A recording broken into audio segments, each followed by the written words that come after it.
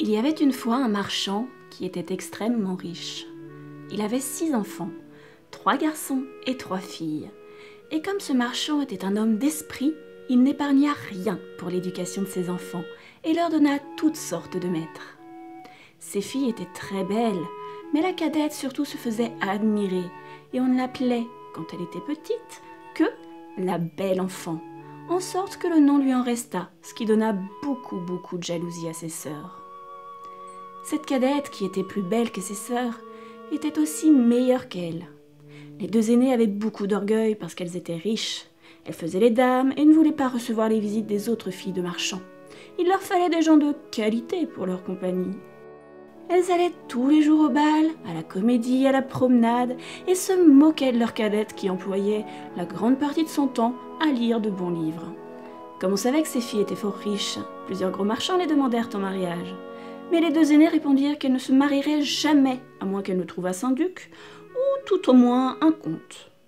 La belle, car je vous ai dit que c'était le nom de la plus jeune, la belle, dis-je, remercia bien honnêtement ceux qui voulaient l'épouser, mais elle leur dit qu'elle était trop jeune et qu'elle souhaitait de tenir compagnie à son père pendant quelques années.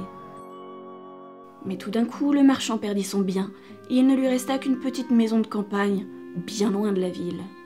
Il dit en pleurant à ses enfants qu'il fallait aller demeurer dans cette maison et qu'en travaillant comme des paysans, ils y pourraient vivre.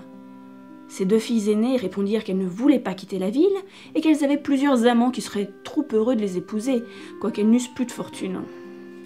Les bonnes demoiselles se trompaient. Leurs amants ne voulurent plus les regarder quand elles furent pauvres. Comme personne ne les aimait à cause de leur fierté, on disait « Elles ne méritent pas qu'on les plaigne, nous sommes bien aises de voir leur orgueil abaissé. Qu'elles aillent faire les dames en gardant les moutons. » Mais en même temps, tout le monde disait « Pour la belle, nous sommes bien fâchés de son malheur. C'est une si bonne fille. Elle parlait aux pauvres gens avec tant de bonté, elle était si douce, si honnête. » Il y eut même plusieurs gentilshommes qui voulurent l'épouser, quoiqu'elle n'eût pas un sou. Mais elle leur dit qu'elle ne pouvait pas se résoudre à abandonner son pauvre père dans son malheur et qu'elle le suivrait à la campagne pour le consoler et lui aider à travailler. La pauvre belle avait été bien affligée d'abord de perdre sa fortune, mais elle s'était dit à elle-même « Quand je pleurerai beaucoup, mes larmes ne me rendront pas mon bien. Il faut tâcher d'être heureuse sans fortune. » Quand ils furent arrivés à leur maison de campagne, le marchand et ses 3 fils s'occupèrent à labourer la terre. La belle se levait à 4 heures du matin et se dépêchait de nettoyer la maison et d'apprêter à dîner pour la famille. Elle eut d'abord beaucoup de peine, car elle n'était pas accoutumée à travailler comme une servante. Mais au bout de 2 mois, elle devint plus forte et la fatigue lui donna une santé parfaite. Quand elle avait fait son ouvrage, elle lisait, elle jouait du clavecin ou bien elle chantait en filant. Ses 2 sœurs, au contraire, s'ennuyaient à la mort. Elles se levaient à 10 heures du matin, se promenaient toute la journée et s'amusaient à regretter leurs beaux habits et les compagnies. « Voyez notre cadette !» disaient-elles entre elles. « Elle a l'âme basse et si stupide qu'elle est contente de sa malheureuse situation. » Le bon marchand, lui, ne pensait pas comme ses filles. Il savait que la belle était plus propre que ses sœurs à briller dans toutes les compagnies. Il admirait la vertu de cette jeune fille et surtout sa patience, car ses sœurs, non contentes de lui laisser faire tout l'ouvrage de la maison, l'insultaient à tout moment. Il y avait 1 an que cette famille vivait dans la solitude lorsque le marchand reçut une lettre par laquelle on lui marquait qu'un vaisseau sur lequel il avait des marchandises venait d'arriver heureusement. Cette nouvelle pensa tourner la tête à ses 2 aînées qui pensaient qu'à la fin elles pourraient quitter cette campagne où elles s'ennuyaient tant. Et quand elles virent leur père prêt à partir, elles le prièrent de leur apporter des robes, des palatines, des coiffures et toutes sortes de bagatelles. La belle ne lui demandait rien, car elle pensait en elle-même que tout l'argent des marchandises ne suffirait pas pour acheter ce que ses sœurs souhaitaient. « Tu ne me pries pas de t'acheter quelque chose ?» lui dit son père. « Puisque vous avez la bonté de penser à moi, lui dit-elle, je vous prie de m'apporter une rose, car il n'en vient point ici. » Ce n'est pas que la belle se souciât d'une rose, mais elle ne voulait pas condamner par son exemple la conduite de ses sœurs, qui auraient dit que c'était pour se distinguer et qu'elles ne demandaient rien. Le bonhomme partit, mais quand il fut arrivé, on lui fit un procès pour ses marchandises, et après avoir eu beaucoup de peine, il revint aussi pauvre qu'il était auparavant. Il n'avait plus que 30 000 pour arriver à sa maison, et il se réjouissait déjà du plaisir de voir ses enfants. Mais comme il fallait passer un grand bois avant de trouver sa maison, il se perdit. Il neigeait horriblement. Le vent était si grand qu'il le jeta 2 fois en bas de son cheval. La nuit étant venue, il pensa qu'il mourrait de faim ou de froid, ou qu'il serait mangé des loups qu'il entendit hurler autour de lui. Tout à coup, en regardant au bout d'une longue allée d'arbres, il vit une grande lumière, mais qui paraissait bien éloignée. Il marcha de ce côté-là et vit que cette lumière sortait d'un grand palais qui était tout illuminé. Le marchand remercia Dieu du secours qu'il lui envoyait et se hâta d'arriver à ce château. Mais il fut bien surpris de ne trouver personne dans les cours. Son cheval, qu'il suivait, voyant une grande écurie ouverte, entra dedans. Ayant trouvé du foin et de l'avoine, le pauvre animal qui mourait de faim se jeta dessus avec beaucoup d'avidité. Le marchand l'attacha dans l'écurie et marcha vers la maison, où il ne trouva personne. Mais étant entré dans une grande salle, il y trouva un bon feu et une table chargée de viande, où il n'y avait qu'un couvert. Comme la pluie et la neige l'avaient mouillé jusqu'aux os, il s'approcha du feu pour se sécher, et disait en lui-même « Le maître de la maison ou ses domestiques me pardonneront la liberté que j'ai prise, et sans doute ils viendront bientôt. » Il attendit pendant un temps considérable, mais 11 heures ayant sonné sans qu'il ne vît personne, il ne put résister à la faim, et prit un poulet qu'il mangea en 2 bouchées et en tremblant. Il but aussi quelques coups de vin, et, devenu plus hardi, il sortit de la salle et traversa plusieurs grands appartements magnifiquement meublés. À la fin, il trouva une chambre où il y avait un bon lit, et comme il était minuit passé, et qu'il était las, il prit le parti de fermer la porte et de se coucher. Il était 10 heures du matin quand il se leva le lendemain, et il fut bien surpris de trouver un habit fort propre à la place du sien, qui était tout gâté. « Assurément, dit-il en lui-même, ce palais appartient à quelque bonne fée qui a eu pitié de ma situation. » Il regarda par la fenêtre et ne vit plus de neige, mais des berceaux de fleurs qui enchantaient la vue. Il rentra dans la grande salle où il avait soupé la veille et vit une petite table où il y avait du chocolat. « Je vous remercie, madame la fée, dit-il tout haut, d'avoir eu la bonté de penser à mon déjeuner. » Le bonhomme, après avoir pris son chocolat, sortit pour aller chercher son cheval, et comme il passait sous un berceau de roses, il se souvint que la belle lui en avait demandé une, et cueillit une branche, où il y en avait plusieurs. En même temps, il entendit un grand bruit, et vit venir à lui une bête si horrible qu'il fut tout près de s'évanouir. « Vous êtes bien ingrat, lui dit la bête d'une voix terrible. « Je vous ai sauvé la vie en vous recevant dans mon château, et pour ma peine, vous me volez mes roses, que j'aime mieux que toute chose au monde. Il faut mourir pour réparer cette faute. Je ne vous donne qu'un quart d'heure pour demander pardon à Dieu. » Le marchand se jeta à genoux et dit à la bête, en joignant les mains, « Monseigneur, pardonnez-moi, je ne croyais pas vous offenser en cueillant une rose pour l'une de mes filles qui m'en avait demandé. »« Je ne m'appelle point Monseigneur, » répondit le monstre. « Mais la bête, je n'aime pas les compliments. Moi, je veux qu'on dise ce que l'on pense, ainsi ne croyez pas me toucher par vos flatteries. Mais vous m'avez dit que vous aviez des filles. Je veux bien vous pardonner à condition qu'une de vos filles vienne volontairement pour mourir à votre place. Ne me raisonnez pas, partez. Et si vos filles refusent de mourir pour vous, jurez que vous reviendrez dans 3 mois. » Le bonhomme n'avait pas dessein de sacrifier une de ses filles à ce vilain monstre, mais il pensa au moins « J'aurai le plaisir de les embrasser encore une fois. » Il jura donc de revenir, et la bête lui dit qu'il pouvait partir quand il voudrait. « Mais, ajouta-t-elle, je ne veux pas que tu t'en ailles les mains vides. Retourne dans la chambre où tu as couché, tu y trouveras un grand coffre vide. Tu peux y mettre tout ce qu'il te plaira. Je le ferai porter chez toi. » En même temps, la bête se retira, et le bonhomme dit en lui-même « S'il faut que je meure, j'aurai la consolation de laisser du pain à mes pauvres enfants. » Il retourna dans la chambre où il avait couché, et ayant trouvé une grande quantité de pièces d'or, il remplit le grand coffre dont la bête lui avait parlé, le ferma, et ayant repris son cheval, qu'il retrouva dans l'écurie, il sortit de ce palais avec une tristesse égale à la joie qu'il avait lorsqu'il y était entré. Son cheval prit de lui-même une des routes de la forêt, et en peu d'heures, le bonhomme arriva dans sa petite maison. Ses enfants se rassemblèrent autour de lui, mais au lieu d'être sensible à leurs caresses, le marchand se mit à pleurer en les regardant. Il tenait à la main une branche de rose qu'il apportait à la belle. Il la donna et lui dit « La belle, prenez ces roses, elles coûteront bien cher à votre malheureux père. » Et tout de suite, il raconta à sa famille la funeste aventure qui lui était arrivée. À ce récit, Ses deux aînés jetèrent de grands cris et dirent des injures à la belle, qui ne pleurait point. « Voyez ce que produit l'orgueil de cette petite créature !» disait-elle. « Que ne demandait-elle des ajustements comme nous? Mais non, mademoiselle vous laisse distinguer. Elle va causer la mort de notre père et elle ne pleure pas. »« Cela serait fort inutile, » reprit la belle. « Pourquoi pleurerais-je la mort de mon père? Il ne périra point. Puisque le monstre veut bien accepter une de ses filles, je veux me livrer à toute sa furie. Et je me trouve fort heureuse, puisqu'en mourant j'aurai la joie de sauver mon père et de lui prouver ma tendresse. »« Non, ma sœur, » lui dirent ses trois frères. « Vous ne mourrez pas. Nous irons trouver ce monstre, et nous périrons sous ses coups si nous ne pouvons le tuer. »« Ne l'espérez pas, mes enfants, » leur dit le marchand. « La puissance de cette bête est si grande qu'il ne me reste aucune espérance de la faire périr. Je suis charmé du bon cœur de la belle, mais je ne veux pas l'exposer à la mort. Je suis vieux et il ne me reste que peu de temps à vivre, ainsi je ne perdrai que quelques années de vie, que je ne regrette qu'à cause de vous, mes chers enfants. Mais je vous assure, mon père, lui dit la belle, que vous n'irez pas à ce palais sans moi. Vous ne pouvez m'empêcher de vous suivre.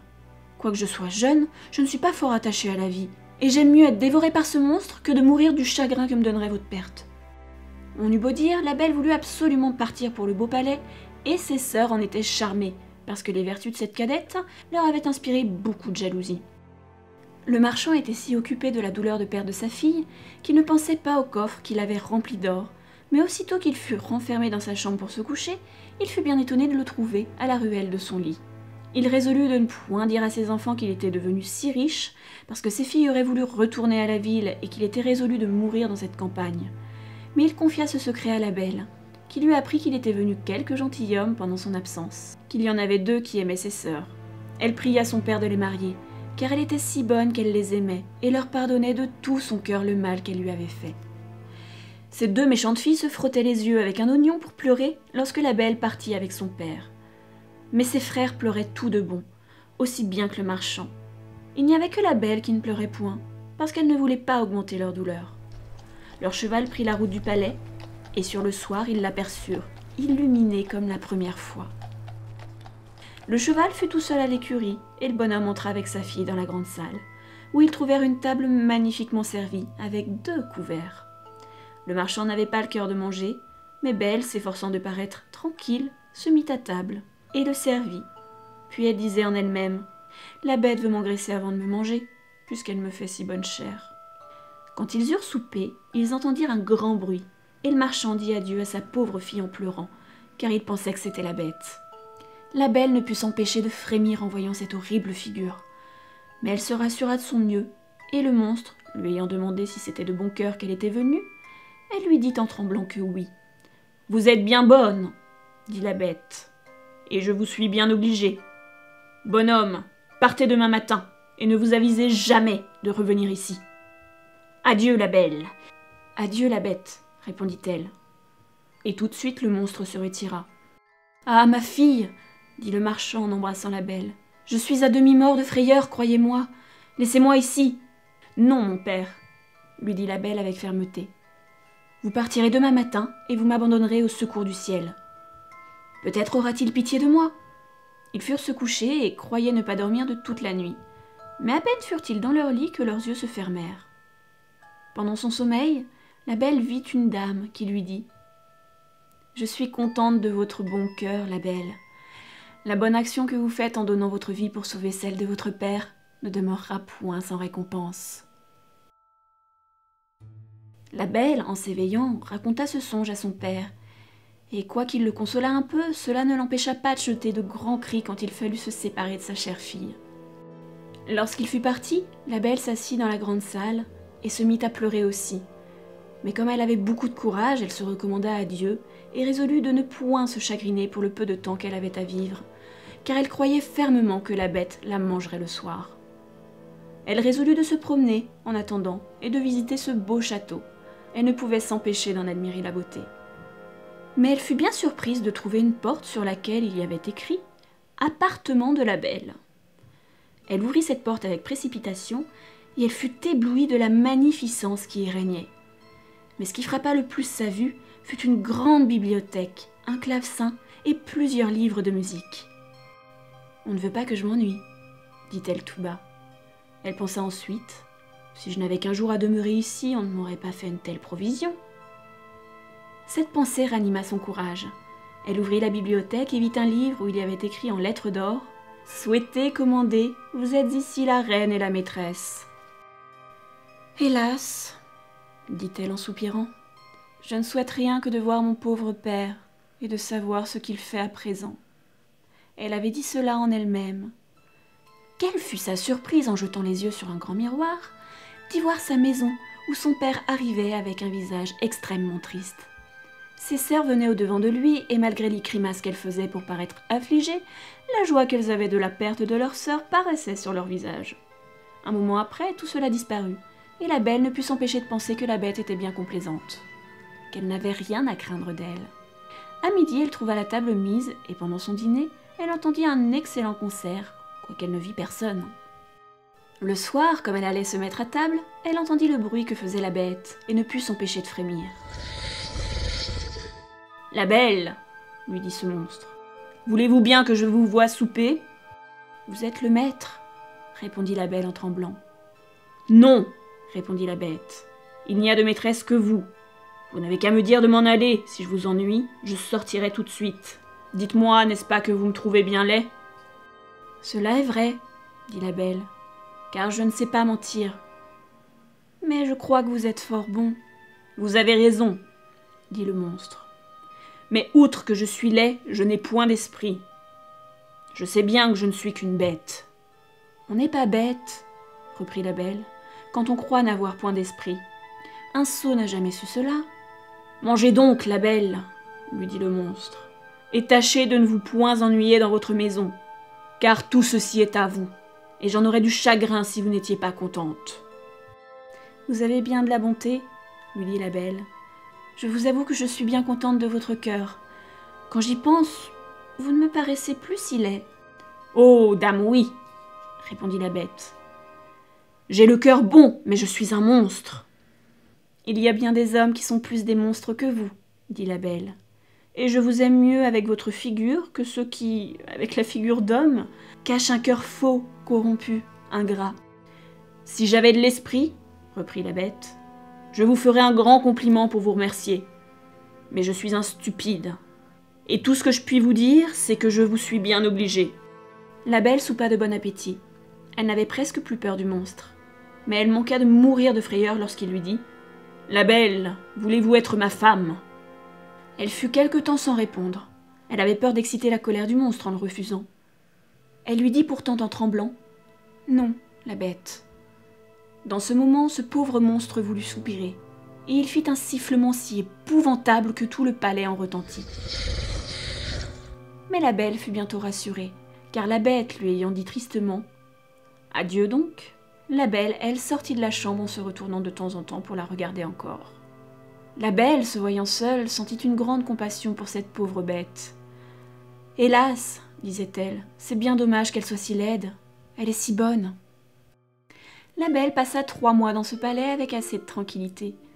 Tous les soirs, la bête lui rendait visite, l'entretenait pendant le souper avec assez de bon sens, mais jamais avec ce qu'on appelle esprit dans le monde. Chaque jour, la belle découvrait de nouvelles bontés dans ce monstre. L'habitude de le voir l'avait accoutumée à sa laideur. Loin de craindre le moment de sa visite, elle regardait à sa montre pour voir s'il était bientôt 9 heures. Car la bête ne manquait jamais de venir à cette heure-là. Il n'y avait qu'une chose qui faisait de la peine à la belle, c'est que le monstre, avant de se coucher, lui demandait toujours si elle voulait être sa femme, et paraissait pénétré de douleur lorsqu'elle lui disait que non. Elle dit un jour « Vous me chagrinez, la bête. Je voudrais pouvoir vous épouser, mais je suis trop sincère pour vous faire croire que cela arrivera jamais. Je serai toujours votre amie. Tâchez de vous contenter de cela. »« Il le faut bien, reprit la bête. Je me rends justice. Je sais que je suis bien horrible, mais je vous aime beaucoup. Cependant, je suis trop heureux de ce que vous voulez bien rester ici. Promettez-moi que vous ne me quitterez jamais. » La belle rougit à ces paroles. Elle avait vu dans son miroir que son père était malade de chagrin de l'avoir perdu, et elle souhaitait le revoir. « Je pourrais bien vous promettre, dit-elle à la bête, de ne vous jamais quitter tout à fait, mais j'ai tant envie de revoir mon père que je mourrais de douleur si vous me refusez ce plaisir. »« J'aime mieux mourir moi-même, dit ce monstre, que de vous donner du chagrin. Je vous enverrai chez votre père, vous y resterez, et votre pauvre bête en mourra de douleur. »« Non, non, lui dit la belle en pleurant. Je vous aime trop pour vouloir causer votre mort. Je vous promets de revenir dans 8 jours. Vous m'avez fait voir que mes sœurs sont mariées et que mes frères sont partis pour l'armée. Mon père est tout seul. Souffrez que je reste chez lui 1 semaine. »« Vous y serez demain au matin, dit la bête. Mais souvenez-vous de votre promesse. Vous n'aurez qu'à mettre votre bague sur une table en vous couchant quand vous voudrez revenir.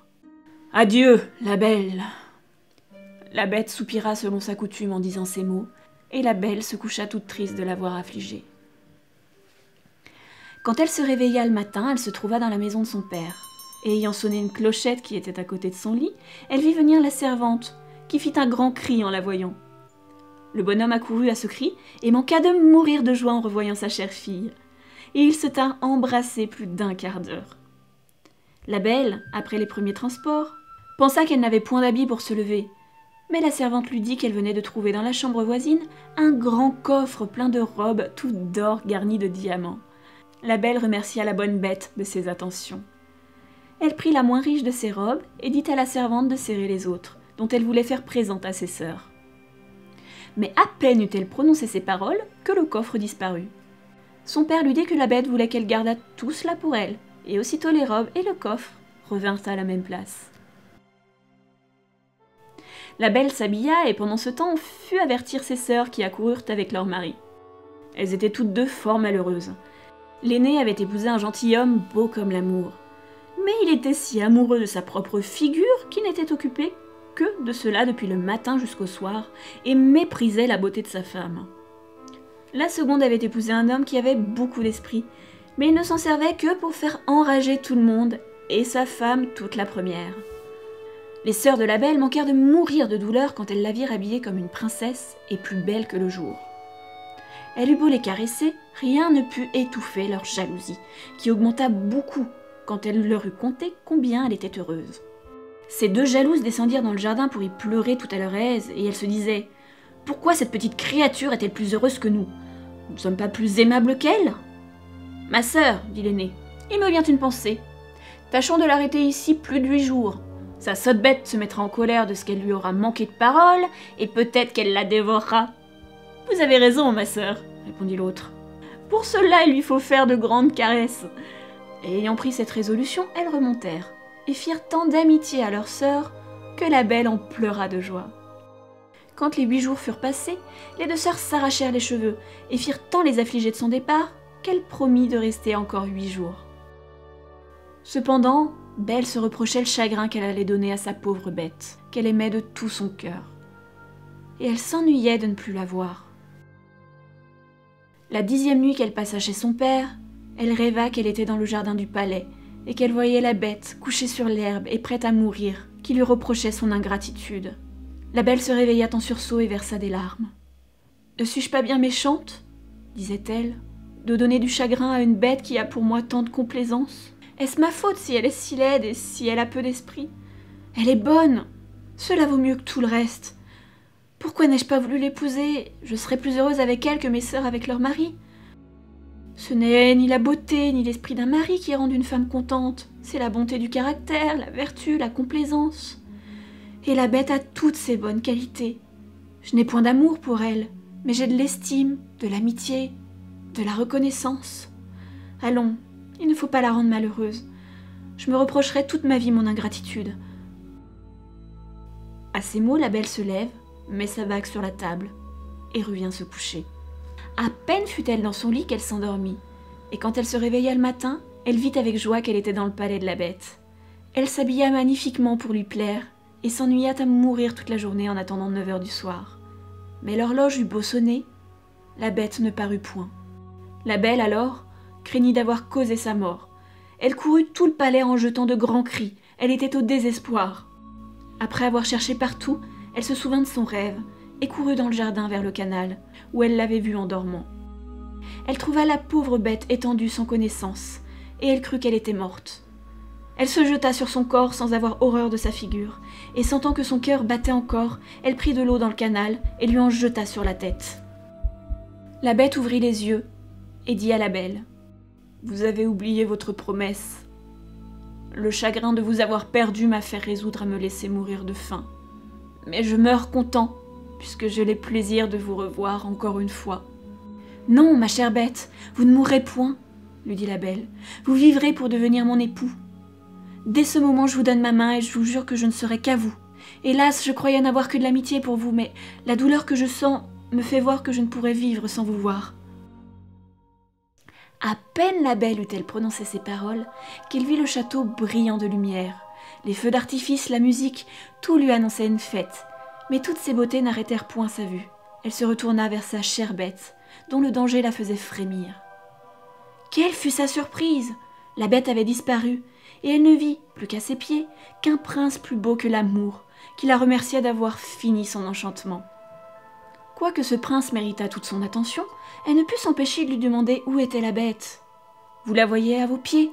lui dit le prince. « Une méchante fée m'avait condamnée à rester sous cette figure jusqu'à ce qu'une belle fille consentit à m'épouser, et elle m'avait défendu de faire paraître mon esprit. Ainsi il n'y avait que vous dans le monde assez bonne pour vous laisser toucher à la bonté de mon caractère. Et en vous offrant ma couronne, je ne puis m'acquitter des obligations que je vous ai. » La belle, agréablement surprise, donna la main à ce beau prince pour se relever. Ils allèrent ensemble au château et la belle manqua mourir de joie en trouvant dans la grande salle son père et toute sa famille, que la belle dame, qui lui était apparue en songe, avait transportée au château. « La belle, lui dit cette dame, qui était une grande fée, venez recevoir la récompense de votre bon choix. Vous avez préféré la vertu à la beauté et à l'esprit. Vous méritez de trouver toutes ces qualités réunies en une même personne. Vous allez devenir une grande reine. J'espère que le trône ne détruira pas vos vertus. Pour vous, mesdemoiselles, dit la fée aux deux sœurs de la belle, je connais votre cœur et toute la malice qu'il renferme. Devenez deux statues, mais conservez toute votre raison sous la pierre qui vous enveloppera. Vous demeurerez à la porte du palais de votre sœur, et je ne vous impose point d'autre peine que d'être témoin de son bonheur.